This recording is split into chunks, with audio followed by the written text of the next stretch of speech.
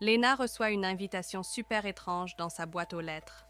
Pas de nom, pas d'expéditeur, juste une adresse dans un quartier un peu flippant et une date pour ce soir. Curieuse et un peu excitée, elle décide d'y aller, se disant que ce sera peut-être une soirée surprise. Elle arrive devant une vieille maison qui a l'air de sortir tout droit d'un film d'horreur, avec des fenêtres cassées et une porte qui grince fort quand elle l'ouvre. À l'intérieur, tout est éclairé par des bougies et il n'y a qu'une seule chaise au milieu de la salle. Elle hésite, mais bon, elle est là. Alors elle s'assied en se demandant qui va débarquer.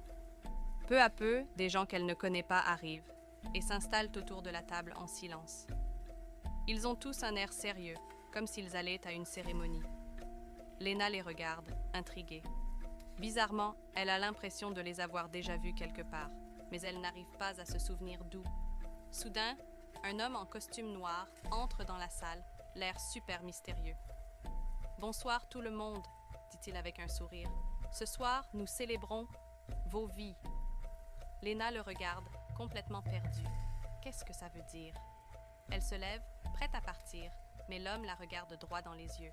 « Léna, » dit-il avec un sourire énigmatique, « tu es ici pour une raison. » C'est là que ça lui frappe. Elle commence à reconnaître les visages autour de la table.